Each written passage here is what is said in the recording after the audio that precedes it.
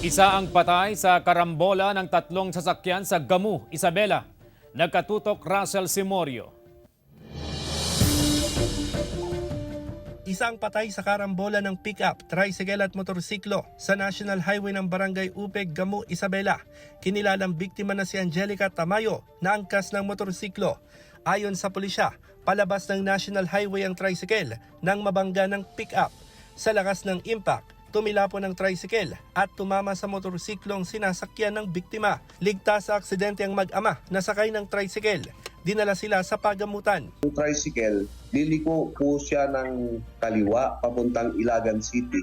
At habang siya ay papaliko, aksidenteng nabangga ito ng Toyota pickup. Yung tricycle naman bumangga sa paparating na single motorcycle. Patay ang 19 anyos na rider matapos magulungan ng truck sa National Highway ng Barangay Dutong Amatas, Concepcion, Tarlac. Ayon sa MDRRMO, na unang rumesponde sa insidente, napunta sa kabilang linya ang rider. Sakto naman na paparating ang bus. Matinding sugat sa ulo at katawan ang tinamo ng biktima. Nasa kustodiya ng pulisya ang driver ng bus. Gano'n yung tricycle. Pagkatapos, tumalasik silang dalawa. Tapos parating yung bus. Natamaan sir ng bus yung rider.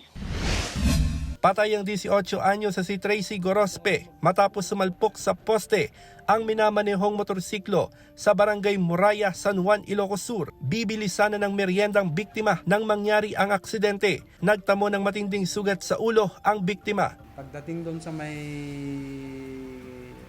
kurbadang bahagi, hindi niya natansya ang kanyang manubela na kung saan ay bumangga siya doon sa poste. Sa lakas ng pagkabangga, yung tubong street light ay nayupi. Russell Simorio, 1 North Central Luzon.